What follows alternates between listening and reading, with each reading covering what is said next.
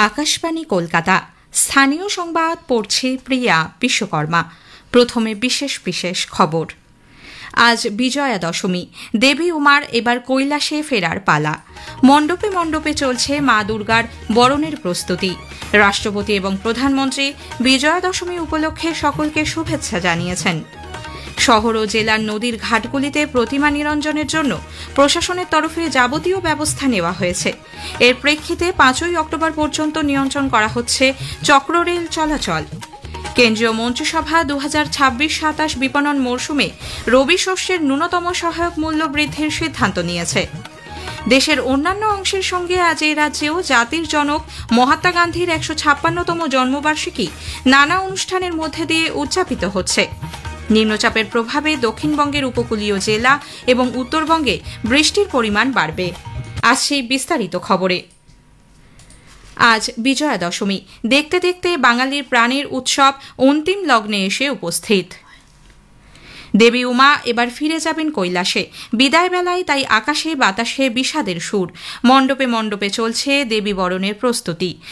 রাষ্ট্রপতি দ্রৌপদী মুর্মু এবং প্রধানমন্ত্রী নরেন্দ্র মোদী বিজয়া দশমী উপলক্ষে সকলকে শুভেচ্ছা জানিয়েছেন।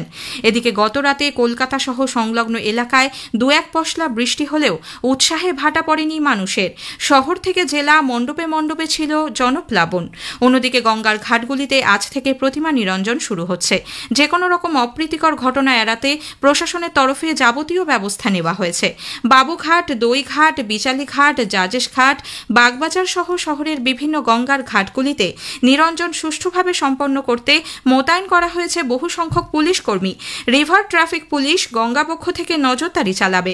মোতায়েন থাকবে বিপর্যয় মোকাবিলা দপ্তরের কর্মীরাও। গঙ্গা দূষণ রুখতে নিরঞ্জনের পরপরই প্রতিমার কাঠামো জল থেকে তুলে ফেলার বন্দোবস্ত করা হয়েছে।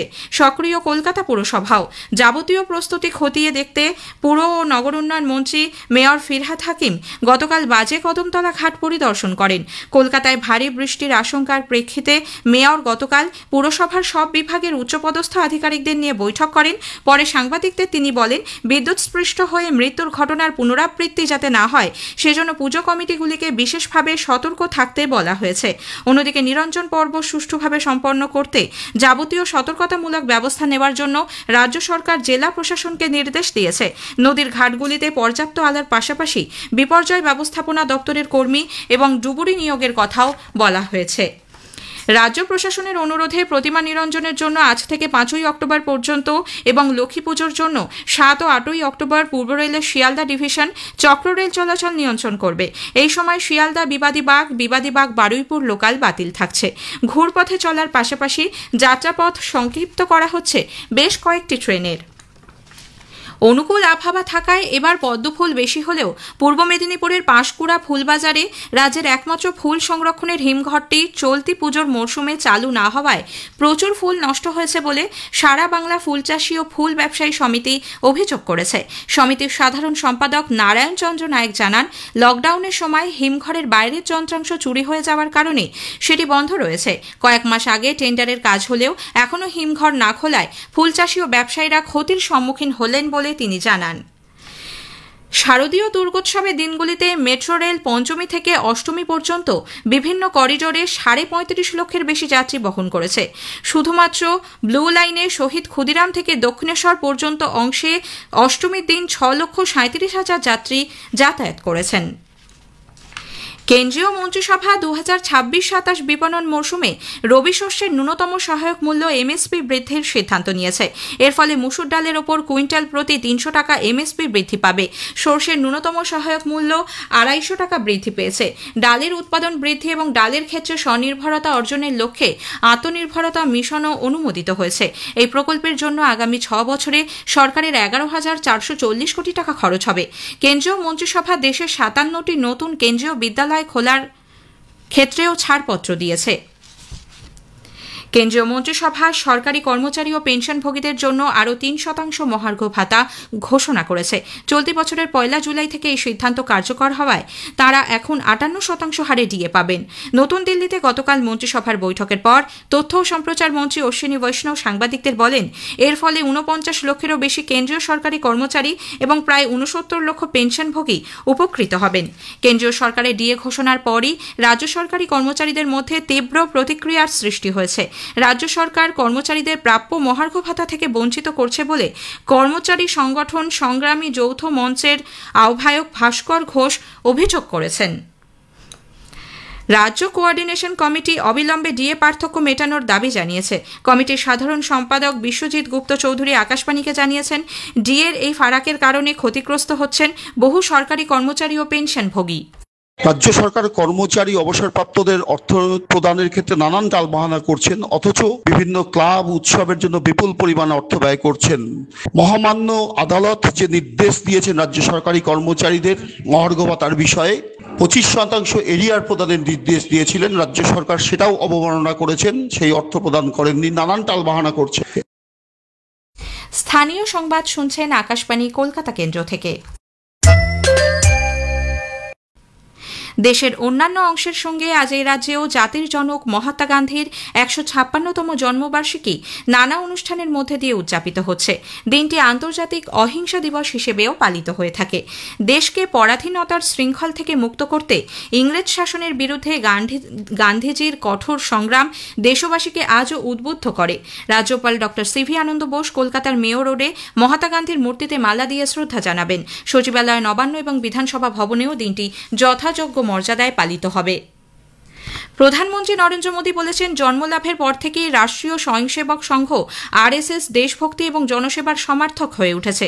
দেশভাগের তীব্র যন্ত্রণার মধ্যেই স্বয়ংসেবকরা তাদের সীমিত সামর্থ্যের সঙ্গে পীড়িত বাস্তুচ্যুত মানুষের পাশে দাঁড়িয়েছে বলে তিনি উল্লেখ করেন। গতকাল নতুন দিল্লিতে রাষ্ট্রীয় স্বয়ংসেবক সংঘের শতবার্ষিকী ও উদযাপন অনুষ্ঠানে যোগ দিয়ে শ্রী মোদী বলেন, দেশ গঠন ও ক্ষমতায়নের লক্ষ্যে আরএসএস কাজ করে চলেছে। राष्ट्र निर्माण का महान उद्देश्य व्यक्ति निर्माण का स्पष्ट पथ और शाखा जैसी सरल जीवंत कार्य पद्धति, यही संघ की 100 वर्षों की यात्रा का आधार बने हैं। সেবা ও সুশাসনের মঞ্চে পরিচালিত প্রধানমন্ত্রী নরেন্দ্র মোদীর নেতৃত্বে সরকার রূপান্তর ও অগ্রগতি আনতে অক্লান্ত পরিশ্রম করে চলেছে। একটি প্রতিবেদন। একসময় দূরবর্তী সীমান্ত হিসেবে দেখা উত্তর পূর্ব ভারত এখন অগ্রগতি, শান্তি এবং সম্ভাবনার আলোকবর্তিকা। গত 11 বছর ধরে নরেন্দ্র মোদী সরকার অন্তর্ভুক্তিমূলক উন্নয়নের জন্য একটি রূপান্তরমূলক দৃষ্টিভঙ্গি অনুসরণ করেছে, বিশেষ করে ঐতিহাসিকভাবে উপেক্ষিত অঞ্চলগুলির উপর।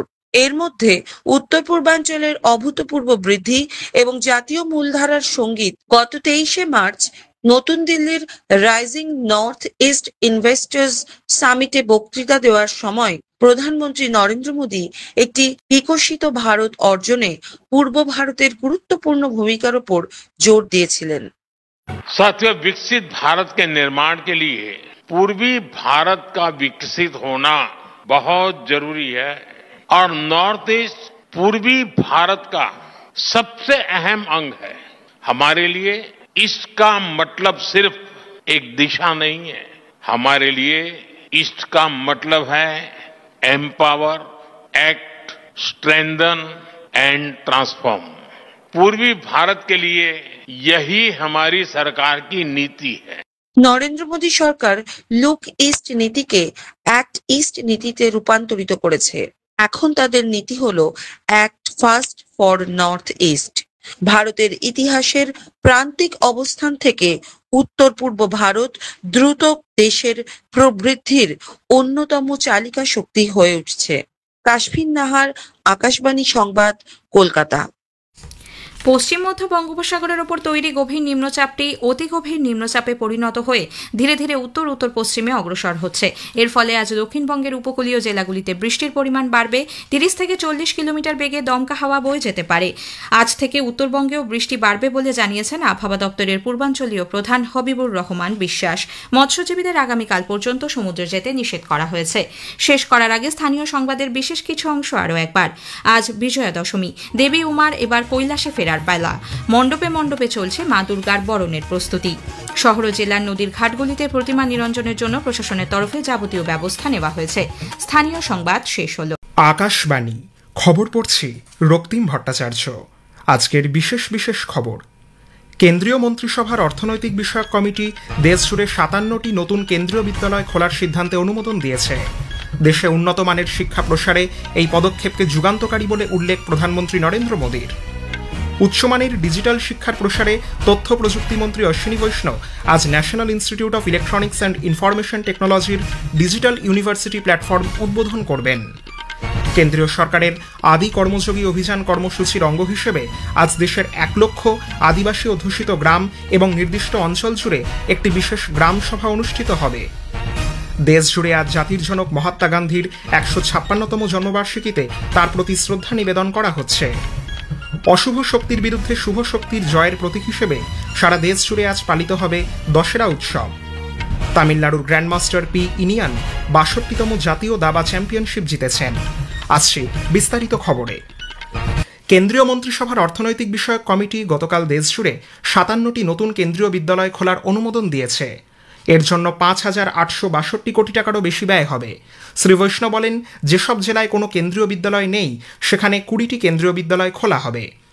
কেন্দ্রীয় মন্ত্রিসভা কেন্দ্রীয় সরকারি কর্মচারী এবং পেনশনভোগীদের জন্য মহার্ঘ ভাতা 3% বৃদ্ধির অনুমোদন করেছে।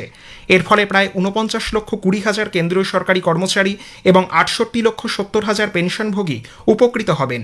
এই বৃদ্ধি চলতি বছরের 1 জুলাই থেকে কার্যকর হবে। দেশে ডাল উৎপাদন বৃদ্ধি এবং ডাল উৎপাদন প্রক্রিয়ায় দেশীয় পদ্ধতি ব্যবহারে স্বয়ংসম্পূর্ণতা অর্জনের লক্ষ্যে একটি যুগান্তকারী উদ্যোগ ডাল উৎপাদনে আত্মনির্ভরতা মিশন অনুমোদন করেছে কেন্দ্রীয় মন্ত্রিসভা। এর জন্য ব্যয় বরাদ্দ হয়েছে 11,440 কোটি টাকা। ভারতের কৃষিজ পণ্য এবং খাদ্য তালিকায় ডালের বিশেষ গুরুত্বের কথা উল্লেখ করে শ্রী বৈষ্ণব বলেন, ডাল মিশন 2030-31 সালের মধ্যে উৎপাদন 350 লক্ষ টনে উন্নীত করবে। 2 কোটি কৃষক এতে উপকৃত হবেন। 2026-27 বিপণন মরশুমের জন্য সমস্ত অত্যাবশ্যক রবি ফসলের ন্যূনতম সহায়ক মূল্য বৃদ্ধির অনুমোদন দিয়েছে কেন্দ্রীয় মন্ত্রিসভার অর্থনৈতিক বিষয়ক কমিটি। আসামের জাতীয় সড়ক 715-র কালিবোর নুমালিগড় অংশের মহাসড়ককে 4 লেনে সম্প্রসারণের অনুমোদনও দিয়েছে কমিটি। কেন্দ্রীয় মন্ত্রিসভার গৃহীত সিদ্ধান্তগুলিকে স্বাগত জানিয়ে প্রধানমন্ত্রী নরেন্দ্র মোদী বলেছেন, কেন্দ্রীয় মন্ত্রিসভার 57টি নতুন কেন্দ্রীয় বিদ্যালয় প্রতিষ্ঠার সিদ্ধান্ত দেশে উন্নতমানের শিক্ষার প্রসারে এক যুগান্তকারী পদক্ষেপ। সোশ্যাল মিডিয়ায় একটি পোস্টে শ্রী মোদী বলেছেন, এর ফলে বহু শিক্ষার্থী উপকৃত হবে এবং কর্মসংস্থানও তৈরি হবে। প্রধানমন্ত্রী বলেছেন, উত্তর পূর্বের রাজ্য এবং অন্যান্য প্রত্যন্ত অঞ্চলসহ গোটা দেশের অন্তর্ভুক্তিমূলক উন্নতির ক্ষেত্রে সরকার সবসময় প্রতিশ্রুতিবদ্ধ। কেন্দ্রীয় বৈদ্যুতিন ও তথ্য প্রযুক্তি মন্ত্রী অশ্বিনী বৈষ্ণব আজ নতুন দিল্লিতে national institute of electronics and information টেকনোলজির ডিজিটাল ইউনিভার্সিটি প্ল্যাটফর্মের উদ্বোধন করবেন। উচ্চমানের ডিজিটাল শিক্ষার সুযোগকে সবার মধ্যে ছড়িয়ে দেওয়ার জন্য এই প্ল্যাটফর্মটি তৈরি করা হয়েছে। এই উপলক্ষে মন্ত্রী বিহারের মুজফ্ফরপুর, ওড়িশার বালাসোর, অন্ধ্রপ্রদেশের তিরুপতি, মিজোরামের লুংলেই এবং দমনে 5টি নতুন NIE-LIT সেন্টারের ভার্চুয়ালি উদ্বোধন করবেন। এক বিবৃতিতে বৈদ্যুতিন ও তথ্য প্রযুক্তি মন্ত্রক জানিয়েছে, অনুষ্ঠানে শিক্ষার ডিজিটাইজেশনে কৃত্রিম মেধার ভূমিকার উপর একটি আলোচনা হবে এবং উৎকর্ষের ভিত্তিতে মেধাবী শিক্ষার্থীদের সম্মানিত করা হবে। দেশে বিপর্যয় মোকাবিলায় কেন্দ্রীয় স্বরাষ্ট্রমন্ত্রী অমিত শাহের সভাপতিত্বে একটি উচ্চস্তরীয় কমিটি 4,645 কোটি টাকারও বেশি ব্যয়ের বেশ কয়েকটি প্রকল্প অনুমোদন করেছে। এর ফলে আসাম, কেরালা, মধ্যপ্রদেশ, ওড়িশা, রাজস্থান, উত্তরপ্রদেশ, বিহার, ছত্তিশগড় এবং অন্ধ্রপ্রদেশ এই 9টি রাজ্য উপকৃত হবে। কেন্দ্রীয় বাণিজ্য ও শিল্পমন্ত্রী পীয়ূষ গোয়েল বলেছেন, ভারত ইউরোপীয় মুক্ত বাণিজ্য সংগঠন EFTA এর মধ্যে সংগঠিত বাণিজ্য অর্থনৈতিক অংশীদারিত্ব চুক্তি TEPA ইউরোপের সঙ্গে ভারতের অর্থনৈতিক সম্পর্কের ক্ষেত্রে একটি গুরুত্বপূর্ণ পদক্ষেপ। নতুন দিল্লিতে গতকাল ভারত EFTA সমৃদ্ধি বিষয়ক শীর্ষ সম্মেলনে শ্রী গোয়েল বলেছেন, এই চুক্তি মিত্র দেশগুলির মধ্যে একটি বিশ্বস্ত অংশীদারিত্ব সূচিত করে। তিনি বলেন, TEPA বিজ্ঞান, পরিশুদ্ধ শক্তি, কৃত্রিম বুদ্ধিমত্তা, শিক্ষা এবং পর্যটন ক্ষেত্র জুড়ে বিস্তৃত সুযোগের ক্ষেত্রগুলিকে উন্মোচন করবে। There are areas in professions like nursing, accountancy, technology, artificial intelligence. There are areas in education, audiovisual services, culture, tourism, recreation. So many areas that we can capture together. In industry, I think work around life sciences, clean energy, working together on precision engineering and manufacturing, food processing, lots that we can together take to the rest of the world. কেন্দ্রীয় সরকারের আদি কর্মযোগী অভিযান কর্মসূচির অঙ্গ হিসেবে আজ দেশের 1 লক্ষ আদিবাসী অধ্যুষিত গ্রাম এবং নির্দিষ্ট অঞ্চল জুড়ে একটি বিশেষ গ্রাম সভা অনুষ্ঠিত হবে। এই অনুষ্ঠানেই আদিবাসী সম্প্রদায়গুলির হাতে আদিবাসী গ্রাম ভিশন 2030 ঘোষণাপত্র তুলে দেয়া হবে। উল্লেখ্য, প্রধানমন্ত্রী নরেন্দ্র মোদী গত মাসের 17 তারিখে আনুষ্ঠানিকভাবে আদি কর্মযোগী অভিযান এবং আদি সেবা পর্ব চালু করেছিলেন। আদিবাসী বিষয়ক মন্ত্রক জানিয়েছে, প্রতিটি গ্রামে আদিবাসীদের পরিষেবায় একটি আদি সেবা কেন্দ্র স্থাপন করা হবে, স্বেচ্ছাসেবকদের উৎসাহিত করা হবে এবং যোগাযোগের সুবিধার্থে কৃত্রিম মেধা পরিচালিত আদিবাণী অ্যাপ ব্যবহার করা হবে। কেন্দ্র আসন্ন উৎসবের মরশুমে রাজ্য সরকারগুলিকে কর হস্তান্তর প্রক্রিয়ার প্রথম কিস্তি হিসেবে গতকাল 1,01,603 কোটি টাকা প্রদান করেছে। অর্থমন্ত্রক এক বিবৃতিতে জানিয়েছে, রাজ্যগুলির মূলধনী ব্যয় বৃদ্ধিতে এবং তাদের উন্নয়ন ক্ষেত্রে ব্যয় বরাদ্দ বাড়ানোর লক্ষ্যে এই সিদ্ধান্ত। খবর শুনছেন আকাশবাণী থেকে। দেশজুড়ে আজ জাতির জনক মহাত্মা গান্ধীর জন্মবার্ষিকীতে তার প্রতি শ্রদ্ধা নিবেদন করা হচ্ছে। এজন্য দেশের নানা প্রান্তে বিভিন্ন অনুষ্ঠানের আয়োজন করা হচ্ছে। বিদেশে ভারতীয় দূতাবাস এবং অন্যান্য মিশনগুলি একাধিক অনুষ্ঠানের আয়োজন করছে। জাতীয় রাজধানীর রাজঘাটে আজ মহাত্মা গান্ধীর সমাধিক্ষেত্রে একটি সর্বধর্ম সমন্বয় প্রার্থনা সভা আয়োজন করা হবে। দেশের প্রাক্তন প্রধানমন্ত্রী লাল বাহাদুর শাস্ত্রীকেও তার জন্মবার্ষিকীতে আজ স্মরণ করা হচ্ছে। রাষ্ট্রপতি দ্রৌপদী মুর্মু জাতির জনক মহাত্মা গান্ধীর 156তম জন্মবার্ষিকীতে শ্রদ্ধাঞ্জলি জ্ঞাপন করেছেন। এক বার্তায় রাষ্ট্রপতি মুর্মু বলেন, মহাত্মা গান্ধী শান্তি, সহনশীলতা এবং সত্যের বার্তা দিয়েছেন, যা সমগ্র মানবজাতির কাছে অনুপ্রেরণা। মহাত্মা গান্ধীর জন্মবার্ষিকী উপলক্ষে আজ বিশ্বব্যাপী আন্তর্জাতিক অহিংসা দিবস পালিত হচ্ছে। 2007 সালের জুন মাসে রাষ্ট্রসংঘের সাধারণ পরিষদ অহিংসাকে একটি সার্বজনীন নীতি হিসেবে স্বীকৃতি প্রদান করে। এই উপলক্ষে আজ নিউ ইয়র্কে রাষ্ট্রসংঘে ভারতের স্থায়ী মিশন আন্তর্জাতিক অহিংসা দিবসের বিশেষ অনুষ্ঠানের আয়োজন করবে। সারা দেশ জুড়ে আজ দশেরা উৎসব পালিত হবে। অশুভ শক্তির বিরুদ্ধে শুভ শক্তির জয়লাভের প্রতীক হিসেবে দশেরা উৎসব পালিত হয়। এই দিনে ভগবান শ্রীরামচন্দ্র রাবণকে বধ করেছিলেন বলে মনে করা হয়। দশেরা উপলক্ষে রাষ্ট্রপতি দ্রৌপদী মুর্মু দিল্লির লালকেল্লার মাধবদাস পার্কে দশেরা উৎসবে যোগ দেবেন। প্রধানমন্ত্রী নরেন্দ্র মোদী জাতীয় রাজধানীতে আইপি এক্সটেনশন রামলীলা কমিটি আয়োজিত দশেরা উৎসবে অংশ নেবেন। প্রতিরক্ষামন্ত্রী রাজনাথ সিং দুদিনের গুজরাট সফরের দ্বিতীয় দিনে আজ দশেরা উপলক্ষে কচ্ছ সীমান্তে লাক্কিনালা মিলিটারি গ্যারিসনে একটি সামরিক মহড়া প্রত্যক্ষ করবেন এবং শস্ত্র পূজন অনুষ্ঠানে অংশ নেবেন। প্রতিরক্ষামন্ত্রী দেশের জওয়ানদের সুবিধার্থে বেশ কিছু গুরুত্বপূর্ণ উদ্যোগের সূচনা করবেন এবং তাদের সঙ্গে মতবিনিময় করবেন। আজ বিজয়া দশমী, দেবী দুর্গার কৈলাসে ফেরার পালা। মা দুর্গার বিদায় বেলায় আকাশে বাতাসে বিষাদের সুর। রাষ্ট্রপতি দ্রৌপদী মুর্মু বিজয়া দশমী উপলক্ষে দেশবাসীকে শুভেচ্ছা জানিয়েছেন। এক বার্তায় রাষ্ট্রপতি বলেছেন, এই উৎসব অধর্মের বিরুদ্ধে ধর্মের বিজয়ের প্রতীক। মানুষকে সত্য ও ন্যায়ের পথে চলতে অনুপ্রাণিত করে এই উৎসব। বিজয়া দশমী উপলক্ষে জনগণকে শুভেচ্ছা জানিয়েছেন প্রধানমন্ত্রী নরেন্দ্র মোদী। সামাজিক মাধ্যমের একটি পোস্টে তিনি বলেছেন, বিজয়া দশমী অশুভের বিরুদ্ধে শুভ শক্তির এবং অন্যায়ের বিরুদ্ধে ন্যায়ের জয়ের প্রতীক। সাহস, প্রজ্ঞা এবং ভক্তি সর্বদা নাগরিকদের সঠিক পথ দেখাবে বলে আশা প্রকাশ করেন শ্রী মোদী। রাষ্ট্রীয় স্বয়ংসেবক সংঘের শতবর্ষ উদযাপন উপলক্ষে আজ সকালে নাগপুরের রেশিমবাগে মূল অনুষ্ঠানটি আয়োজিত হবে। উপস্থিত থাকবেন দেশের প্রাক্তন রাষ্ট্রপতি রামনাথ কোবিন্দ।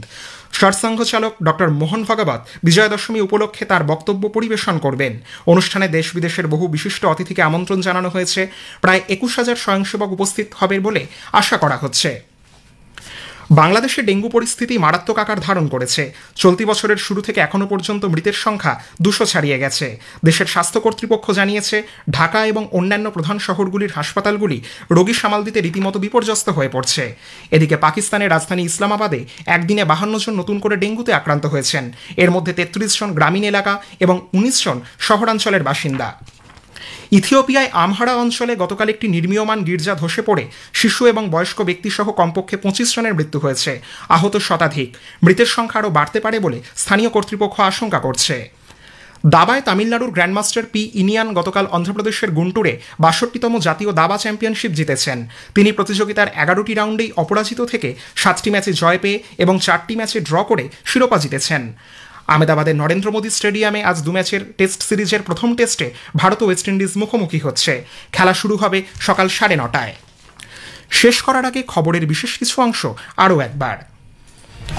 কেন্দ্রীয় মন্ত্রিসভার অর্থনৈতিক বিষয়ক কমিটি দেশ জুড়ে 57টি নতুন কেন্দ্রীয় বিদ্যালয় খোলার সিদ্ধান্তে অনুমোদন দিয়েছে। দেশে উন্নত মানের শিক্ষা প্রসারে এই পদক্ষেপকে যুগান্তকারী বলে উল্লেখ প্রধানমন্ত্রী নরেন্দ্র মোদীর। দেশ জুড়ে আজ জাতির জনক মহাত্মা গান্ধীর 156তম জন্মবার্ষিকীতে তার প্রতি শ্রদ্ধা নিবেদন করা হচ্ছে। খবর শেষ হলো।